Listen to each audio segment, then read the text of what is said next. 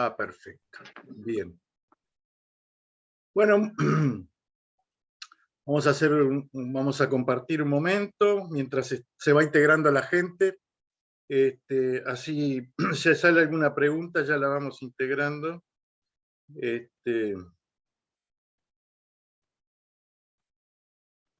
Vamos. En vivo. Yo tengo la pantalla. Estás en vivo, sí. Bueno, ya está desde la Argentina, está Bautista, que es nuestro fan número 1. Chao, Bautista, un abrazo. Saludo a la familia. Vamos a hacer... tenemos 4 personas en el... Tenemos a Estela que nos está ayudando en el otro estudio para compartir. Gracias, Estela. Bien, ya vamos a comenzar entonces.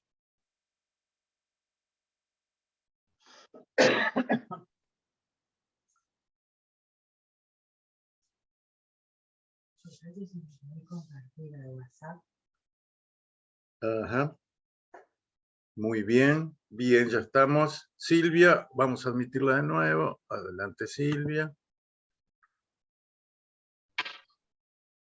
Bueno, muy bien. Vamos a compartirle, a ver, a Estela. Copiar enlace. Es todo momentos previos de cualquier transmisión. Se va montando. Ahora voy a transmitir por el WhatsApp. Ahí va. Perfecto. Bueno, estimados,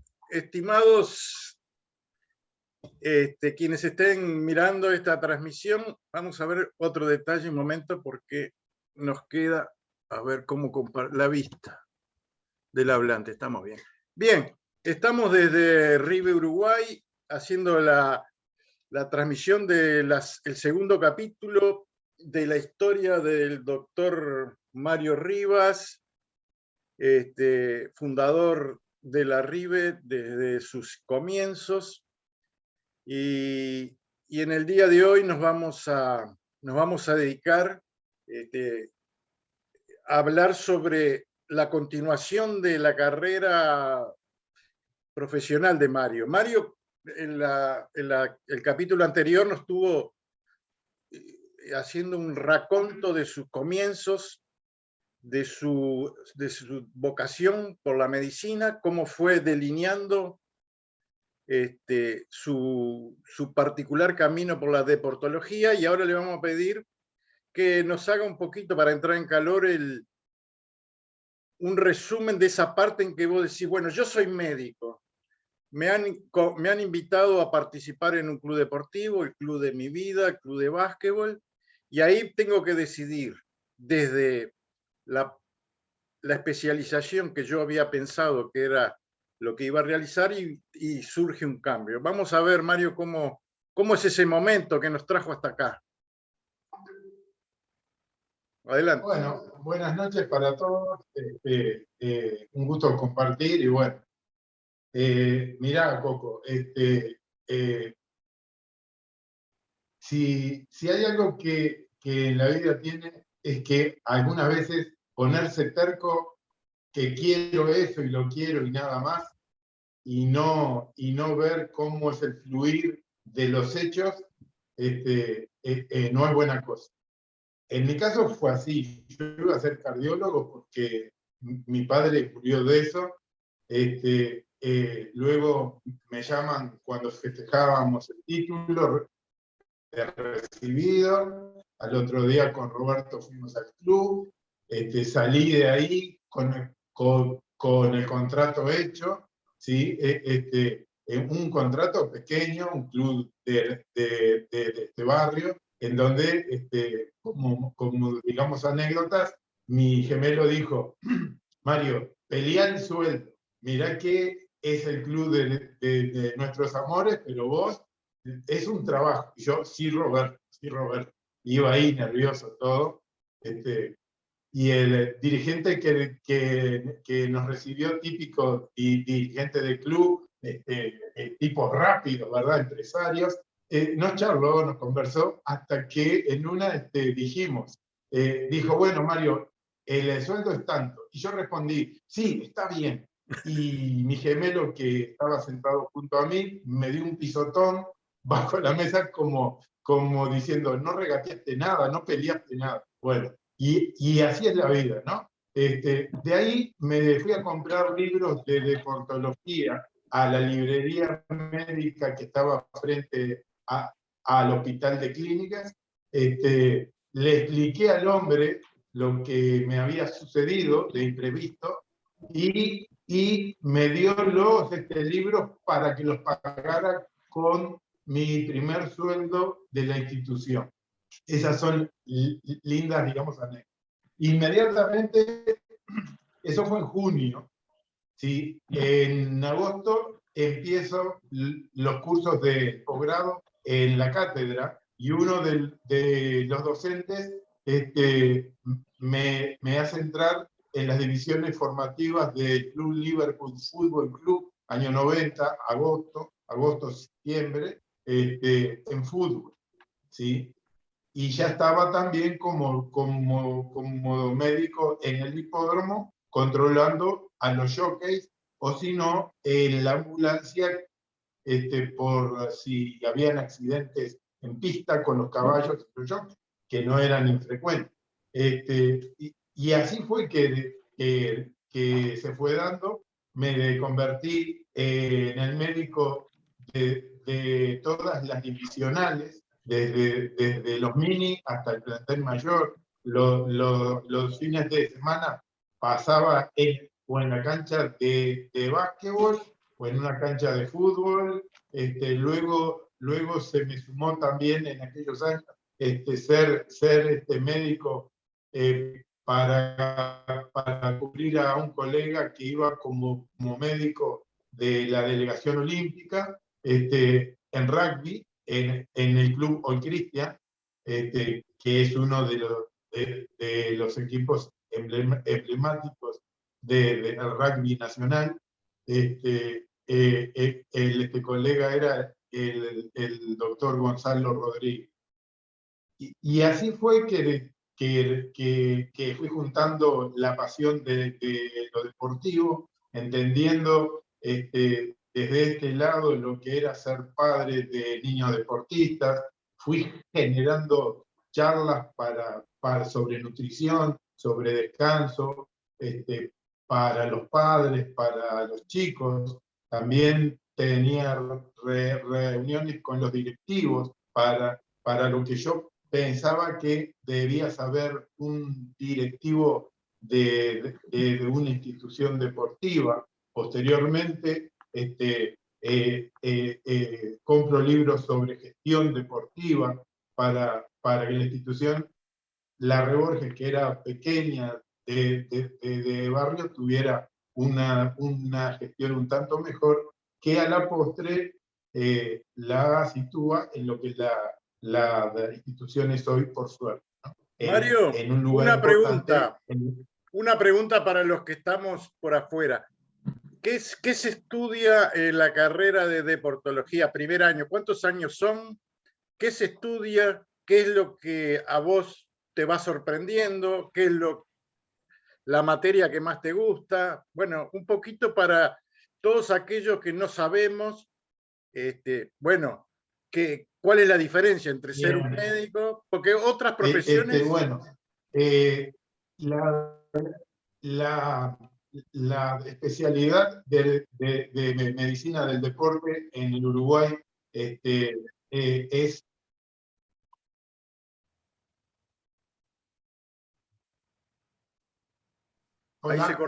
Ahí, adelante.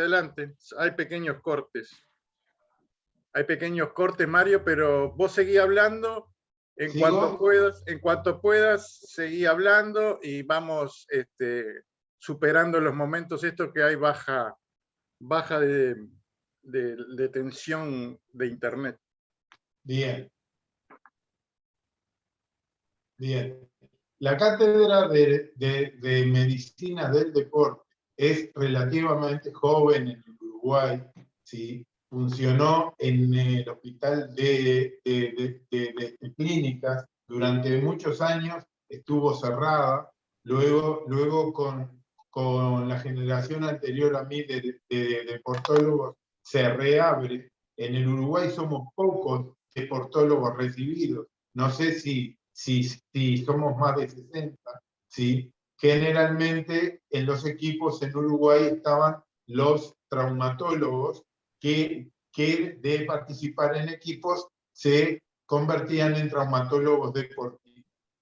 Yendo a la especialidad en sí misma, ¿sí? En el primer año teníamos fisiología del ejercicio, mientras que el médico general en la medicina uruguaya se forma en base a la fisiología general. La fisiología del ejercicio muestra al ser humano en movimiento, donde las variables son muy otras, ¿sí? Y luego lo que la especialidad tiene es biomecánica, por ejemplo, para poder entender cómo es el desplazamiento, ¿sí? Luego tiene nutrición para entender cómo se alimenta un deportista en las diferentes edades y en las diferentes circunstancias que les toca vivir con un término que lo voy a expresar ahora, y es entrenamiento fantasma.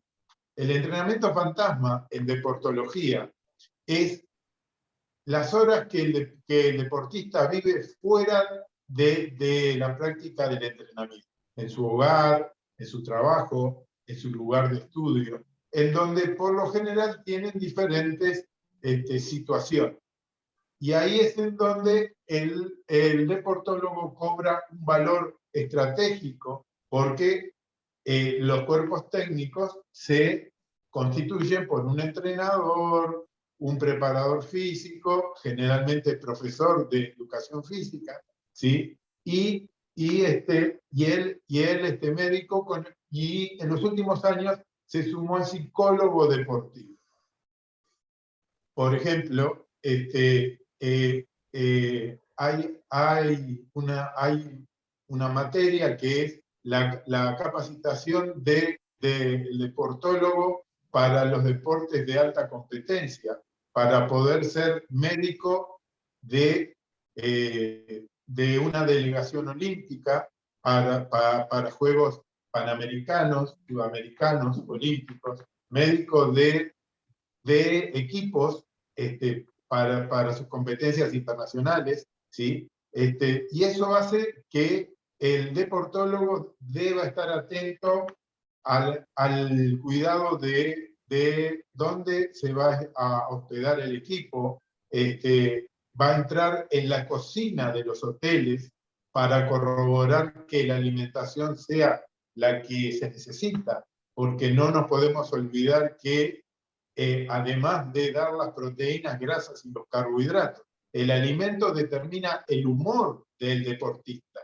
Cuando el deportista se alimenta, tiene que quedar contento, no solo con la panza llena, ¿sí? Y eso, el que lo tiene en cuenta generalmente es el deportólogo, porque también conoce en forma individual el procesamiento de la personalidad de cada uno en lo personal y en lo grupal, por supuesto, ¿verdad? Sabemos todos los que estamos en este mundo que una cosa es el astro del equipo y otra cosa son los que juegan poco y otras cosas, ¿verdad? Los entremeses.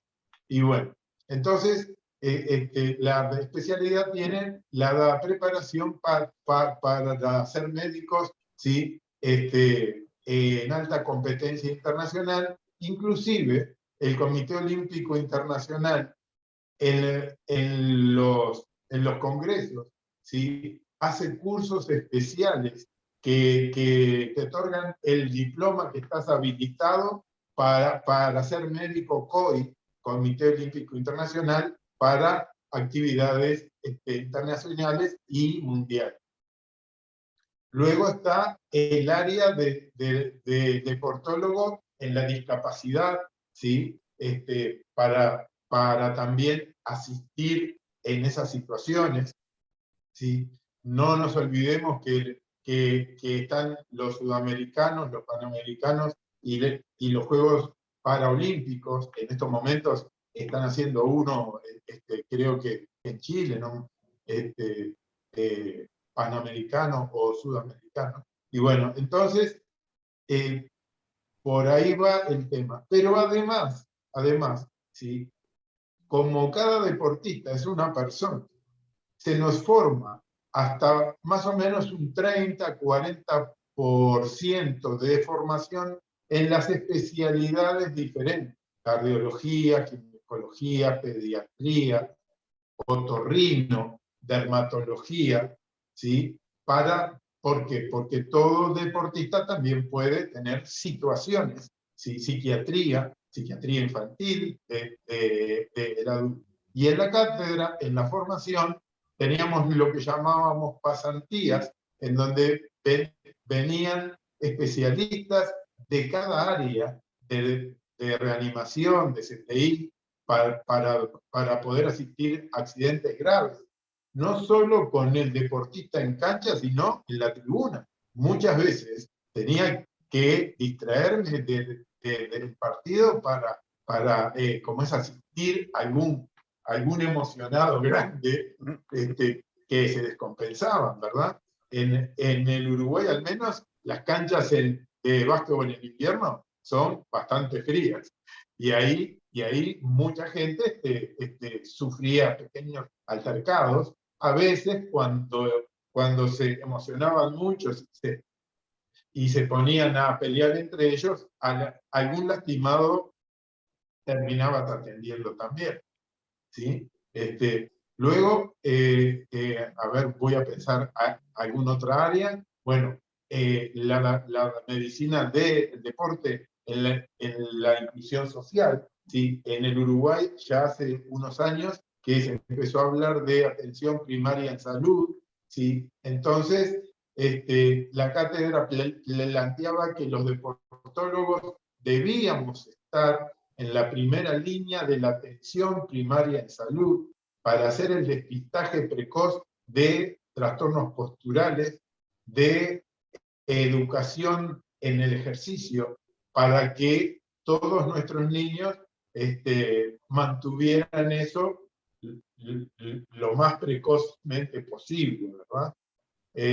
Luego, en cuanto a otra área que se nos formaba, era en cuanto a cómo utilizar el tiempo libre de ese tiempo de entrenamiento fantasma, más en aquellos años 90, donde estaban empezando a entrar en el mundo de las máquinas, y empezábamos a ver que entre los 10 y los 13 años, mejor dicho, entre los 8 y los 13, que es cuando el niño debe recibir, ¿sí? Estímulos importantes, porque es el momento biológico, psicológico, para el desarrollo posterior del niño adolescente, ¿sí? Y de eso había muy poquita información en los clubes, no sé, y los deportólogos realmente eran pocos. Entonces, eso hace que en la Reborges hiciera como suplementos escritos a máquina, fotocopiados, para que se le diera a los padres y a los directivos para irlo haciendo. Bien, Mario, mientras Después, tomás, el otro punto que lo Mario, mencioné fue el de la medicina del deporte Mario, aplicada para todos, ¿sí? Mario, ¿me escuchas? Es decir, todos somos deportistas potenciales, y esto hace algo. Bien, ¿me escucha, Mario? Mientras hacemos una pausa, así Mario toma agua, se hidrata, toma un refresco. Queremos saludar a los que nos están mirando, tengan la gentileza. Varios amigos de México, de Hola. Colombia, Sí, yo. Sí, de sí, Argentina. ahora te escucho continuo. de Uruguay, a José Galarreta, un compañero de aquellas épocas del deporte, lo recordarás, a Claudio González, que está en Argentina trabajando con los Tigres de la Argentina y con personas con discapacidades, a Paula Españolo, que es una compañera que nos está ayudando en los premios RIBE en todo el mundo, y así a todos los que de alguna manera les contamos que estamos con el doctor Mario Rivas desde Uruguay. Estamos hablando de una especialidad que cada vez es más importante en el deporte, que son los médicos deportólogos, que son una guía, voy a hablar desde el punto de vista personal, una guía para los entrenadores. Este video lo van a ver entrenadoras y entrenadores de muchos lugares, que posiblemente nunca hayan tenido la suerte, la oportunidad de trabajar con un médico deportólogo o de pedir o acercarse a un médico deportólogo. Y para esto es lo que nosotros queremos llevar a cada uno de los países donde llegamos y a cada uno de las entrenadoras y entrenadoras la importancia. Por eso era necesario que nos hablaras un poco de todo ese conjunto de materias o que tenías que ir avanzando e ir incorporando, seguramente también con sorpresa, ver todo lo que abarcaba la deportología, ¿no? Nosotros que hemos tenido la suerte de conocerte hace tiempo y sabemos, es un universo el deporte, porque tenemos distintos deportes, cada uno de los deportistas tiene su particularidad, como decías tú, la parte psicológica del médico colabora muchísimo en el aspecto con los entrenadores, con el cuerpo técnico, para completar la mirada.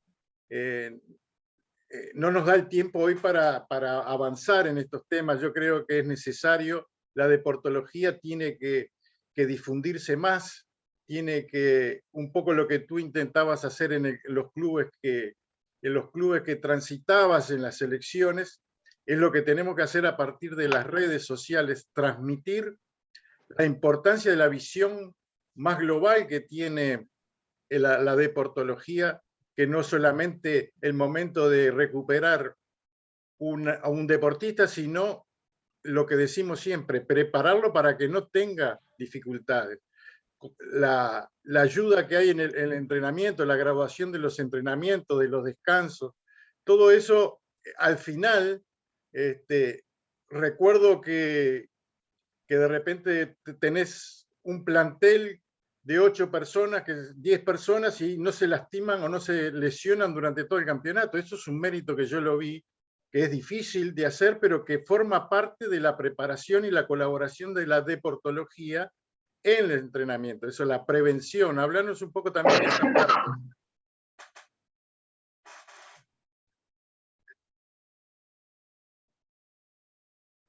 Ahí tenemos. Bien, bueno, mira,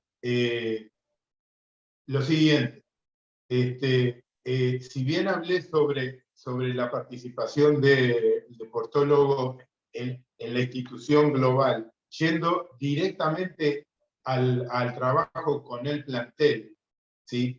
En la parte de evaluación tenemos, por ejemplo, la antropometría, que es tomarle las medidas, ingresarlas en un plan que nos da los resultados del biotipo del deportista. Y ahí ves cuando el deportista tiene un físico, una forma corporal correspondiente para el deporte, primero. Segundo, para el lugar en cancha en que le toca jugar. ¿Sí? Tercero, si es un niño, la evaluación antropométrica te da la proyección tempranamente de la altura final de ese niño, ¿sí? Para planificar el estímulo físico que le permita la máxima expresión genética que ese niño tiene.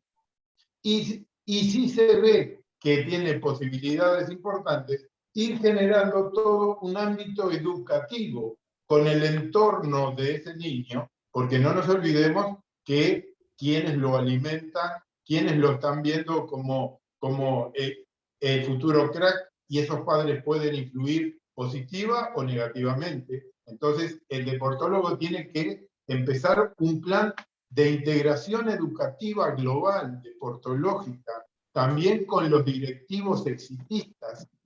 ¿Sí? Si bien están los directivos que son conscientes que es un niño y que lo que importa es eso, que siempre se desarrolle viéndolo como un juego y no como el que los va a sacar de pobre o el futuro crack.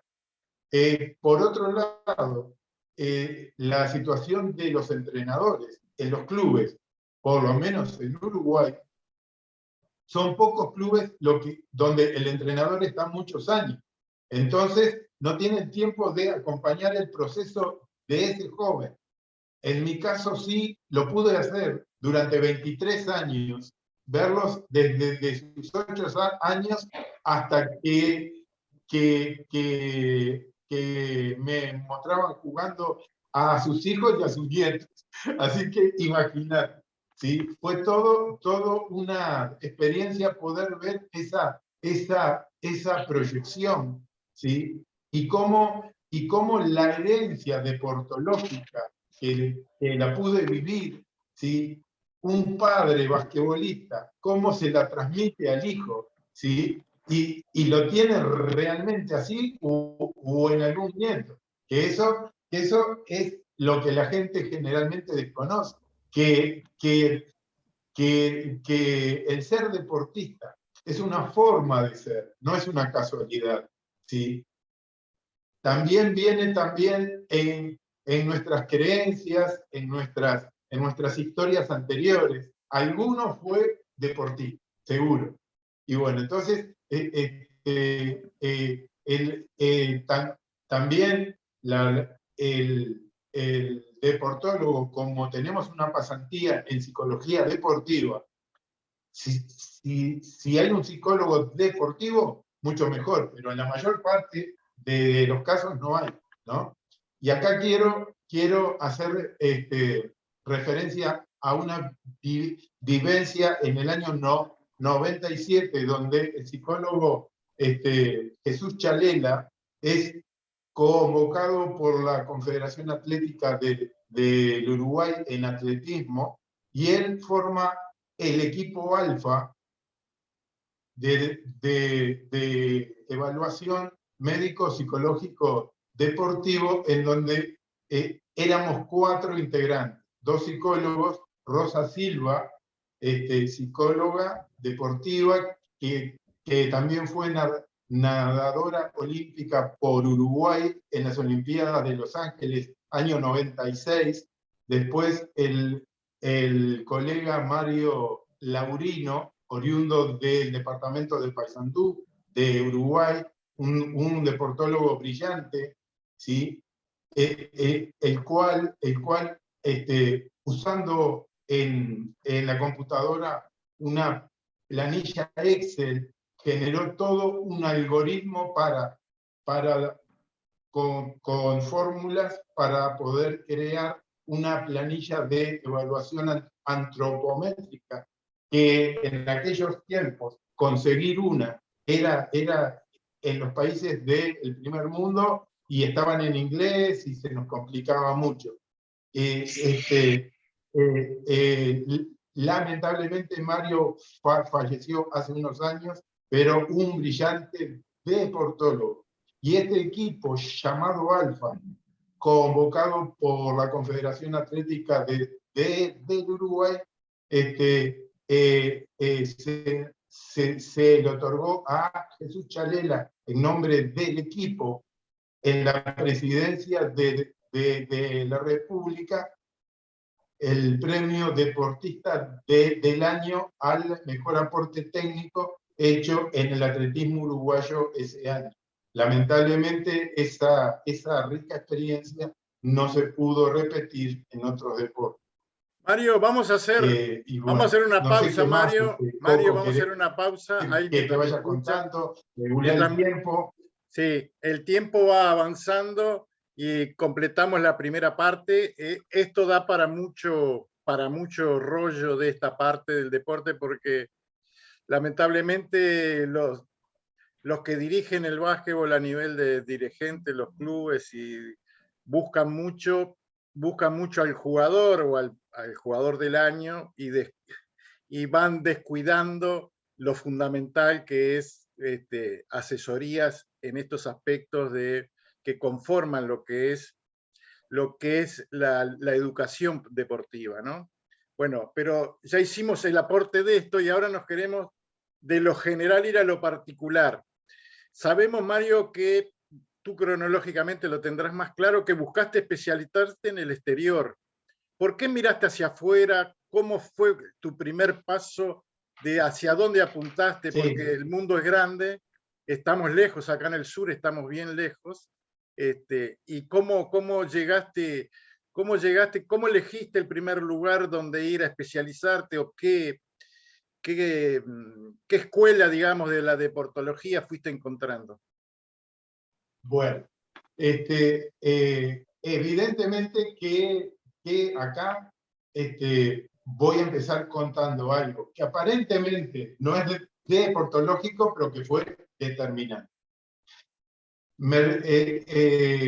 Con mi gemelo abrimos nuestro primer consultorio en casa de mi madre, en el barrio en donde nací, y los pacientes eran nuestros vecinos, que fue una experiencia riquísima. Y él, un día conversando, como yo siempre quise ser médico independiente, me dice: te falta algo a vos, Mario, esperá que ya vengo. Y a las 2 horas vino con una cajita, y hasta ese momento yo no tenía idea de nada. Cuando la abre, me dice: toma esto, que lo compré en cuotas, y un equipo láser. Y le digo: decime, ¿y esta porquería para qué es? No tenía idea.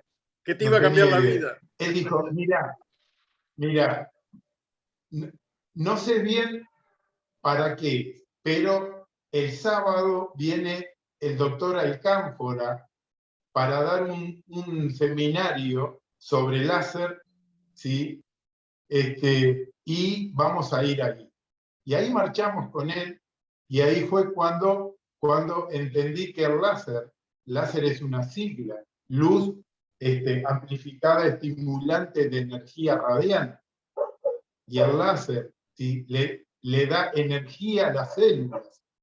Y ahí entré, sin darme cuenta, en el mundo de la bioenergía, de los seres vivos y de los seres humanos, y que el sol, como lo verán en la historieta después, ¿sí?, es el responsable de darnos esa energía que se va a transformar en vida biológica en todo ser vivo en la Tierra.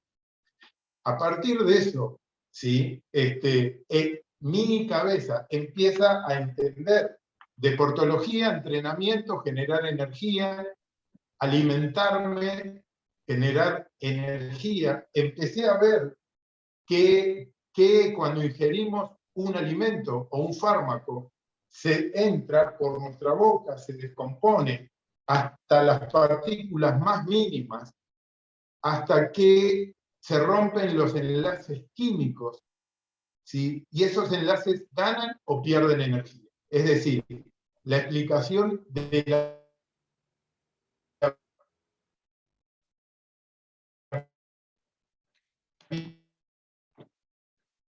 bioquímica se puede explicar a unir eso.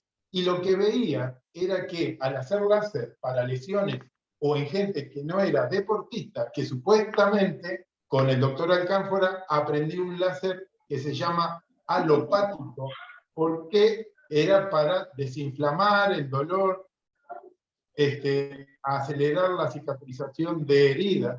Pero los pacientes en el consultorio me empezaban a decir: mirá, Mario, me hiciste láser para la rodilla y mi sistema circulatorio de varices mejoró, mi piel mejoró, tenía cuadros digestivos y mejoraron, tocando la rodilla.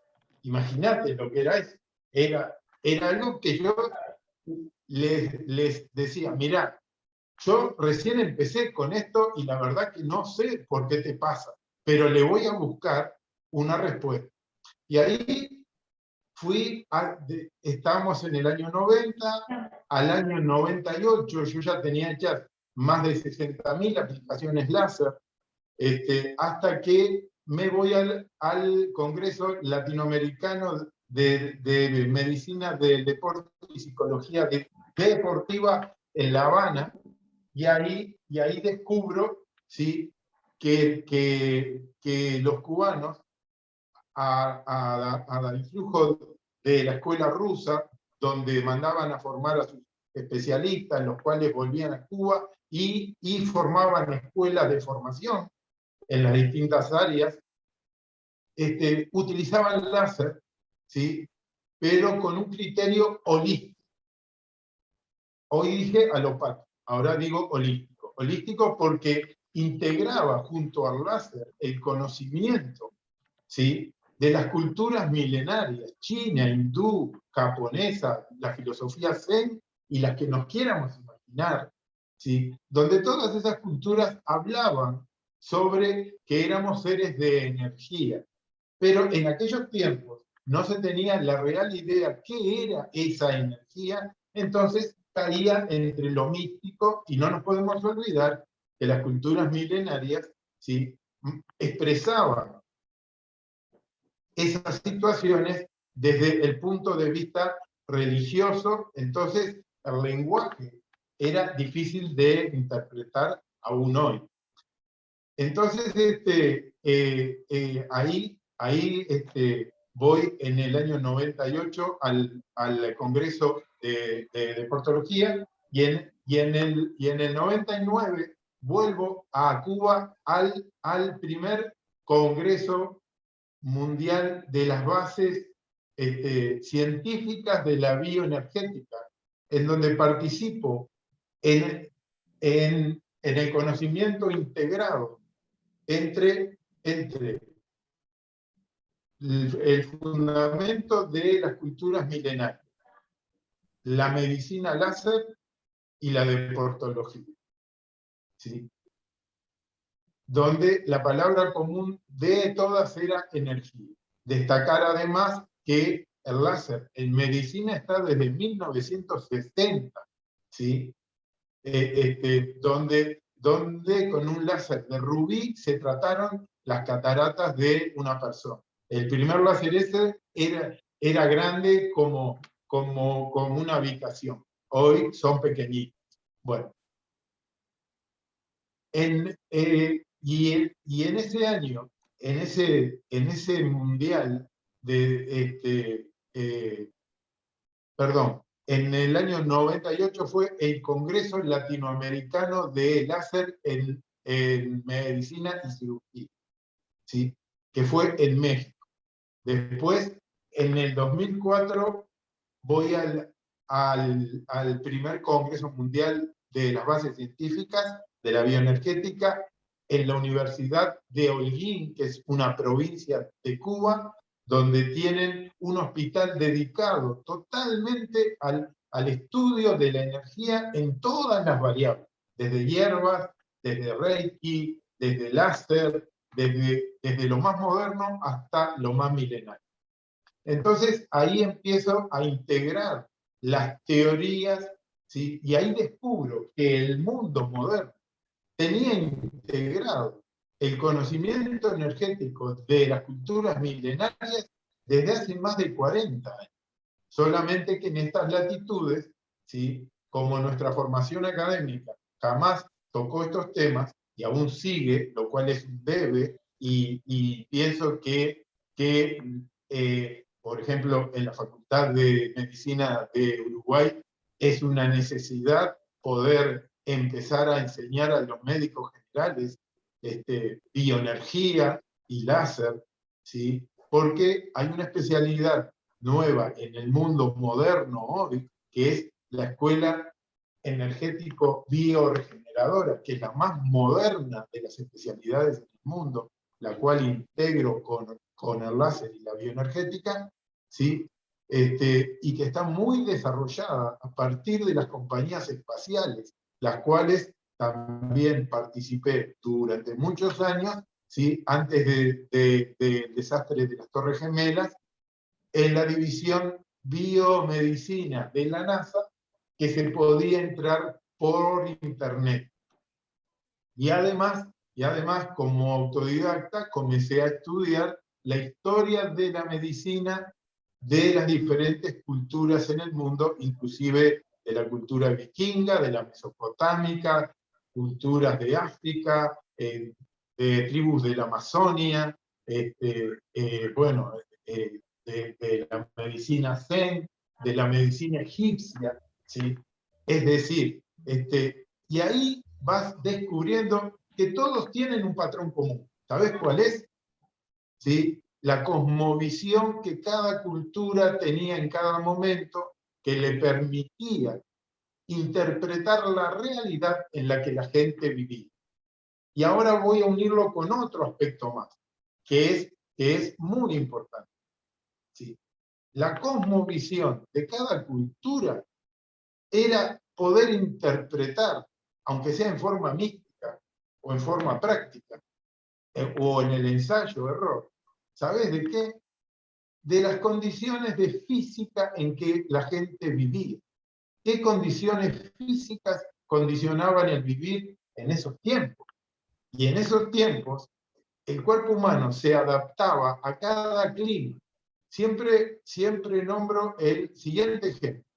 Yo hago arquería convencional y kyudo, que es un arte japonesa, que lo comencé hace unos pocos años, porque como veterano que soy, ya no estoy para entrenar corriendo ni nada de eso. Entonces, incorporé esto, ¿sí? Y ahí ves cómo en arquería, en la Edad Media, la tensión de la cuerda del arco no la podría mover el mejor arquero del mundo hoy. Y el biotipo de los arqueros de la Edad Media era un brazo y una musculatura tipo rinoceronte, ¿sí? Que le permitían eso. Mientras que los arqueros de hoy son jovencitos, con poca musculatura, es decir, los seres humanos nos hemos ido adaptando a las leyes físicas y la cosmovisión de cada cultura generó la filosofía de cada cultura para interpretar cómo se vivía en esos tiempos. Por ejemplo, cuando estuve en China en el 2006, en el Congreso Mundial de Deportología, previo a los Juegos Olímpicos, tomé cursos con el equipo médico olímpico chino, y ahí me hice alumno de ellos también, año 2006. Descubrí que en acupuntura, por ejemplo, hoy... Coman usted. Sí, Adelante, adelante. descubrí que en acupuntura, hoy vemos que hay una sola forma de practicarla. Cuando estuve allá, donde China es un país continente, ¿sí? Los que viven en el mar, los que viven en el llano, los de la montaña. En la antigüedad, cuando nevaban, los pueblos quedaban totalmente aislados. Y vi diferentes tipos de agujas de acupuntura. Y como era un país tan vasto, los pueblos no se interconectaban entre sí, pero sin embargo entendían que tocando puntos lograban. Y vi más de 200 tipos de agujas de acupuntura, y que las ponían en diferentes tipos, porque al vivir la gente en diferentes climas, se enfermaban de cosas diferentes, siempre tocando el campo energético.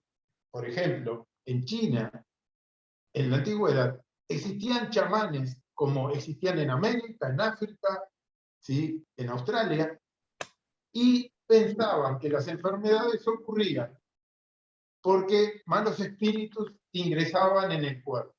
Entonces, esos chamanes chinos empezaron a buscar cómo sacar esos males del cuerpo, Y así es como descubren los puntos de acupuntura. Hoy, modernamente, la forma más moderna es hacer láserpuntura.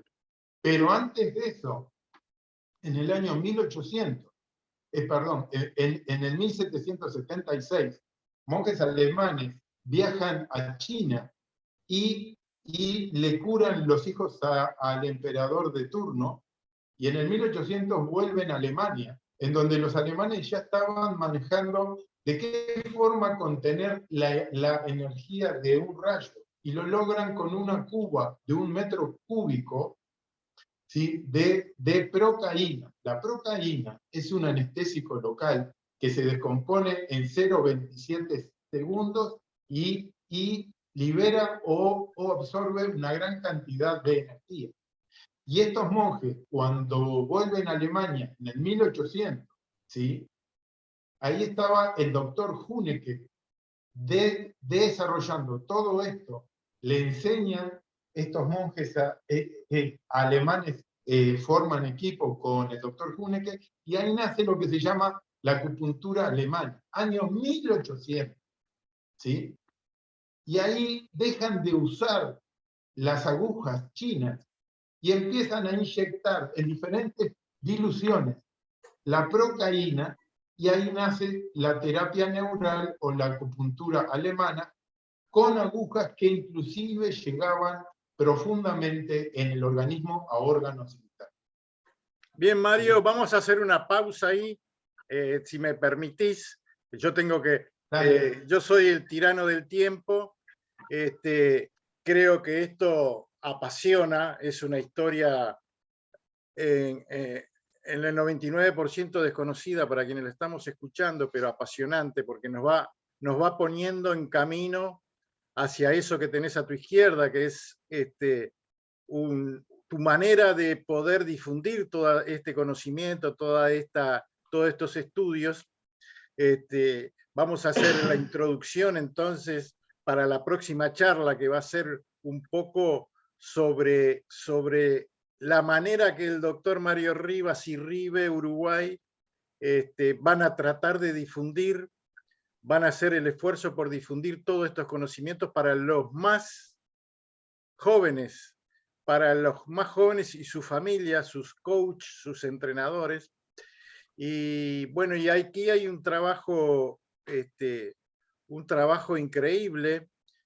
Tú me has comentado que descubriste en ese viaje a China cómo transmitían el conocimiento los chinos mediante una historieta, y cómo se te fue prendiendo esa vocación de realizarla a través de una historieta. Me gustaría que quisieras ese cuento, esa historia, porque nos va a poner en caminar para la próxima charla, que será la semana que viene seguramente, sobre este fenómeno que va a revolucionar, por lo menos la RIBE, va a revolucionar muchas cabezas, nos hace ver la realidad desde otro punto de vista, agregamos más conocimiento, así que un poquito te hago la pregunta de cómo llegaste a una historieta.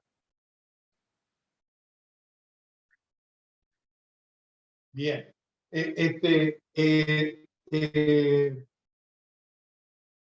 La historia previa a esto nace que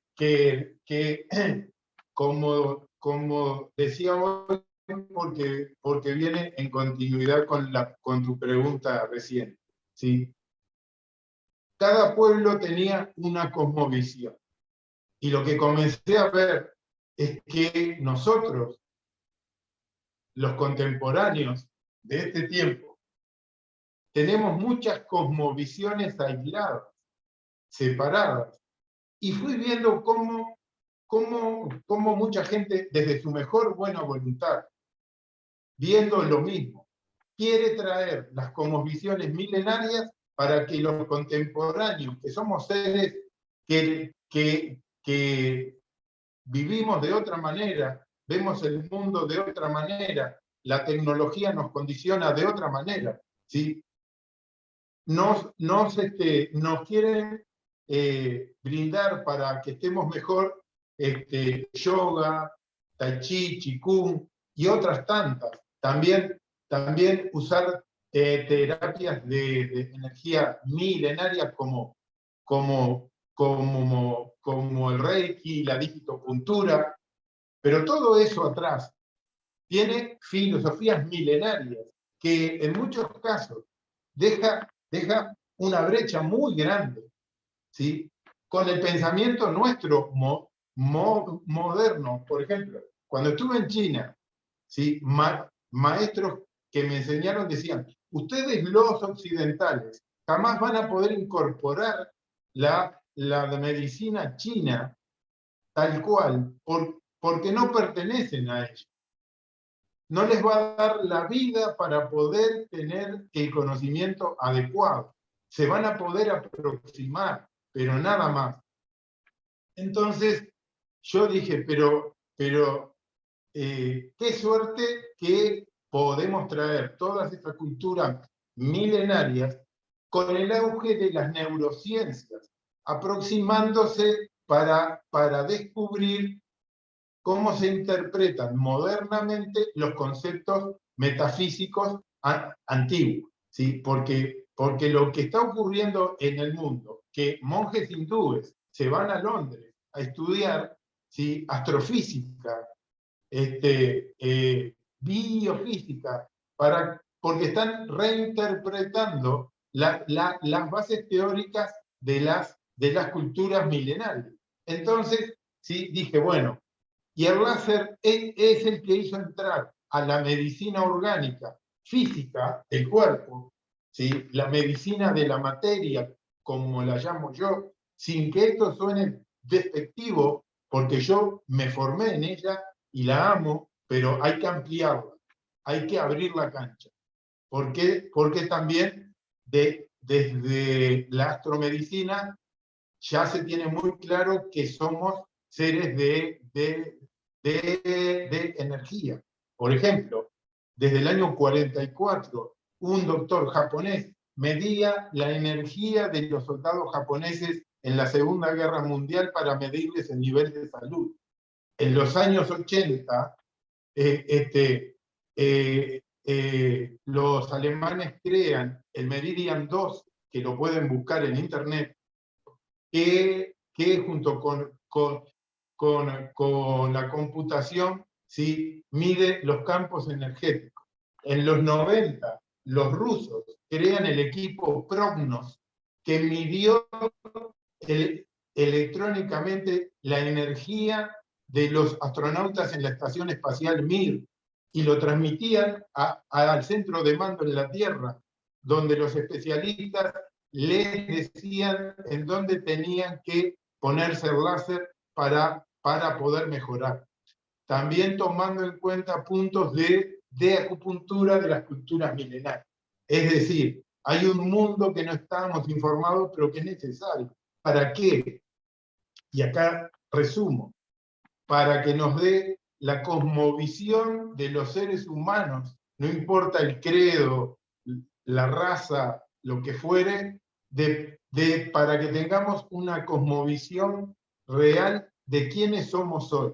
Por eso es que ahí nace una pregunta que me la formulé. Bueno, Mario, si tuviste la suerte o no sé qué de poder juntar todas estas áreas en tu cabeza, no te podés quedar sin compartirla y sin transmitirla. Llevo 32 años en esto. En el Uruguay nunca estuvieron dadas las condiciones, recién ahora se empezaron a dar y acá estamos. Entonces pensé, y este planteo de un nuevo lenguaje uniendo lo milenario con lo más moderno, con lo cibernético, con lo nanométrico, con todo lo científico moderno que la gente desconoce, pero sin embargo todos vivimos de eso todos los días. Entonces, ¿cómo puedo vivir si no sé qué es un término cuántico, qué es la física de Newton, qué es la física nanométrica?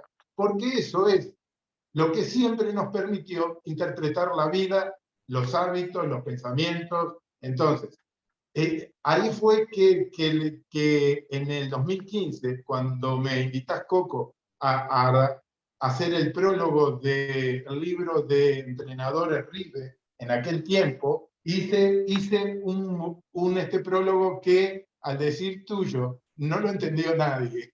¿Por qué? Porque tenía mucho de esto.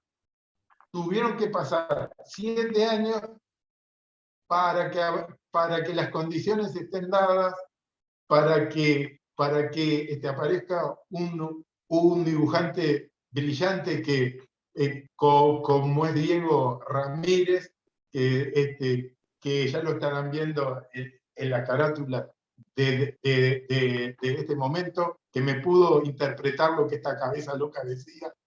Bueno.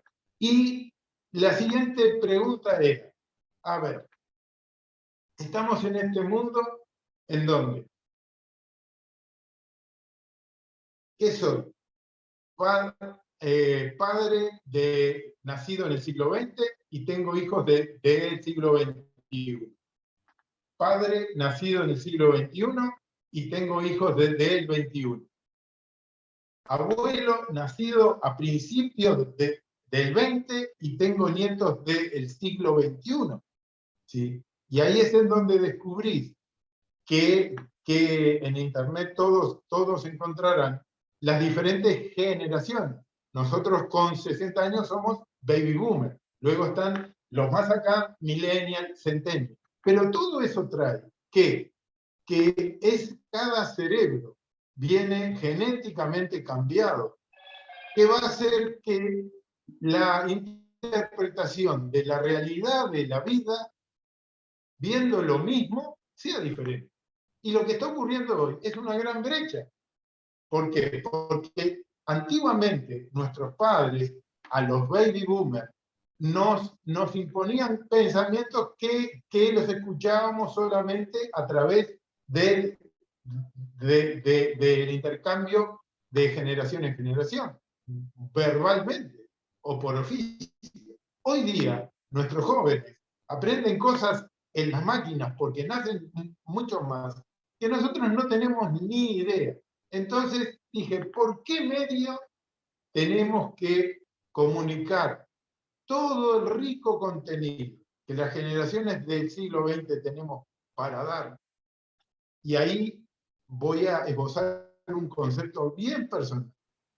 Tenemos que hacer que nuestros jóvenes no se tornen seres de maquinita, en buen criollo, y mantenerlos humanos, sensibles y empáticos para que las máquinas sigan estando a su servicio y no ocurra como ocurre hoy, que muchos ya se sienten máquinas a tal punto que no le prestan atención a qué tengo adentro, cómo funciona mi biología, cómo me alimento, cómo me cuido. No tienen noción, ya se sienten máquinas, ¿sí?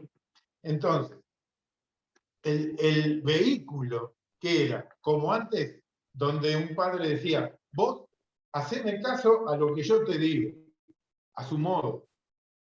¿Sí? Hace 20 años, los pacientes en el consultorio venían y decían, sí, porque cuando mis nietos y mis hijos vienen a casa, dejan el celular y les doy la orden que lo dejen. 10 años después, esos mismos abuelos o padres venían y decían, estoy aprendiendo con la computación y a entrar en Skype porque es la única forma que puedo hablar con mis hijos y mis nietos. ¿Sí? Y hoy en día, cuando los pacientes vienen en la sala de espera, antes miraban la televisión mientras esperaban su consulta. Ahora salís a la sala y están todos con el celular o con alguna tablet. Es decir, cambió todo hasta cómo piensan. Por lo tanto, si la historieta es el vehículo para que podamos compartir la información en el mundo de ellos, porque demográficamente, dentro de poquitos años, la mayor fuerza laboral en el mundo son los milenios. Y ellos son los que con su cosmovisión del mundo nos van a condicionar nuestro futuro como viejitos. Así que a ponernos las pilas, a actualizarnos, a meternos en el mundo de las máquinas como el nuevo medio de comunicación. Y ahí es que la historia cobra sentido, por eso que la historieta va a ir en formato digital, va a ir en 7 u 8 idiomas y en alguna lengua nativa, porque el fin de esto, de todos estos comentarios, ¿cuál es? Es uno solo, que por lo menos toda la población de River en todo el mundo puedan escuchar un lenguaje común. ¿Por qué? Porque hay una necesidad fundamental. Desde los jóvenes que están en las megas ciudades para seguir siendo humanos empáticos, necesitan conocer si la vida milenaria de los niños Ribe en Mozambique, en la selva de México o en donde sea, donde se vive en forma más primitiva. Porque ahí los sentimientos humanos se viven de una forma y en las megas ciudades de otra. Y es necesario generar el nuevo lenguaje común.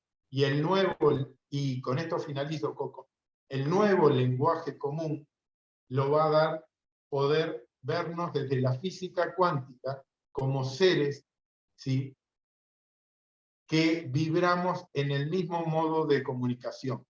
Y el enganche para poder generar, pienso yo, esa unión entre lo milenario y lo moderno, que un niño criado en Tokio con uno criado en África se unan y sean niños Ribe para que rápidamente el mini básquetbol genere esa frecuencia de comunicación humana, ¿sí? Se hace a través de la programación neurolingüística, ¿sí?, la cual facilita y da 3 partes importantes: que hay seres auditivos, seres visuales y seres kinestésicos que ven la vida principalmente a través de eso.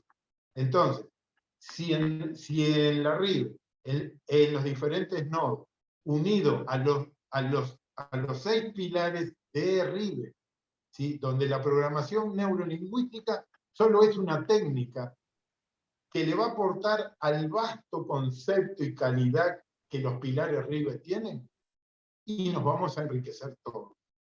Y esto, ¿sí?, porque lo he consultado con mucha gente, no solamente es para los niños o los entrenadores, no, ¿sí?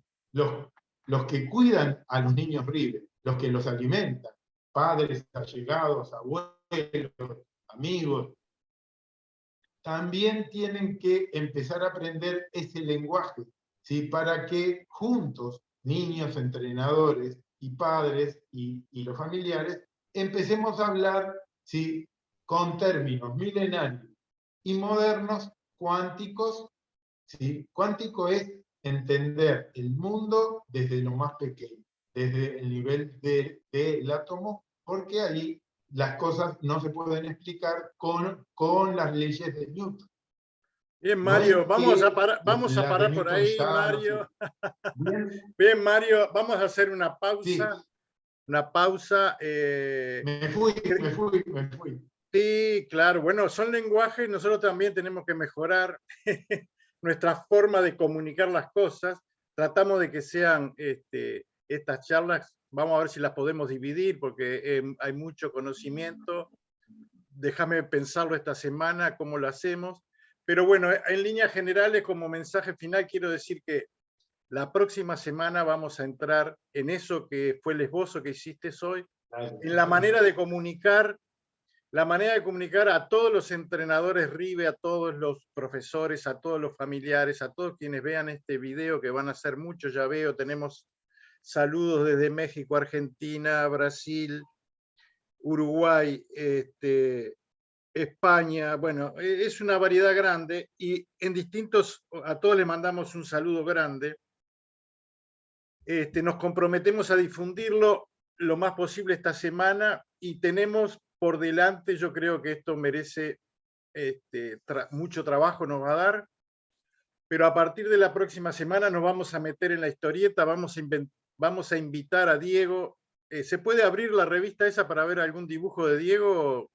Tenemos ahí para que muestres. La próxima semana entonces vamos a entrar en esta maravilla para quienes la estamos disfrutando desde el inicio, que se va a llamar El entrenador cuántico, la historieta Rive. Así que te dejo que te despidas. Muchísimas gracias, Mario. Como decimos siempre, Rive no son solo entrenadores, es el vasto universo que impulsa el deporte en todas partes, en todas las ciudades. Así que te dejo un saludo, un gran saludo a todos los que participaron escuchando esta charla. Y va la despedida de Mario Rivas, doctor Mario Rivas, desde Uruguay para todos.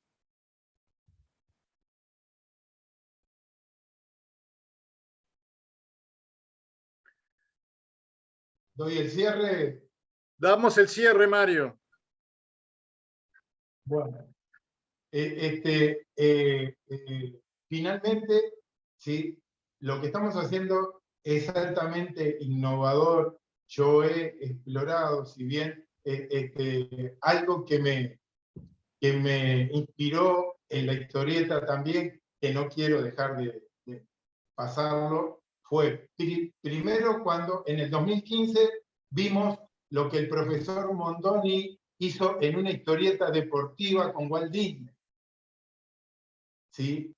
En donde ponían conceptos deportivos de la Rive en esa historieta, que era previa, creo. No sé, Héctor, Coco, si Sí. era así. Y luego, cuando estuve en Pekín, traje un libro sobre cómo le enseñan la salud al pueblo chino, y es con un libro de historieta.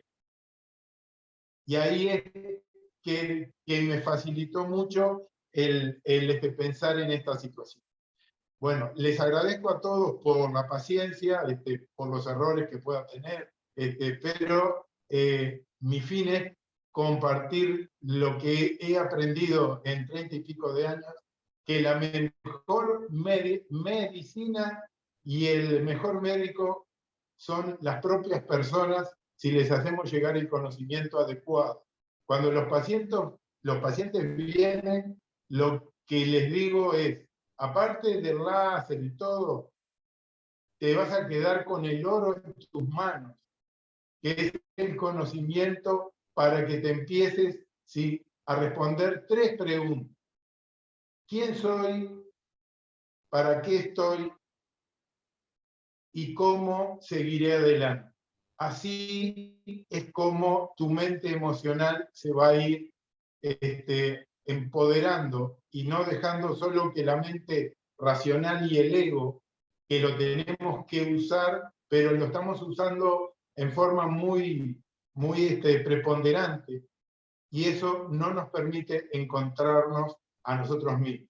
Rive busca como herramienta educativa ese fin. Bueno, muchas gracias y arriba Rive. Hasta pronto.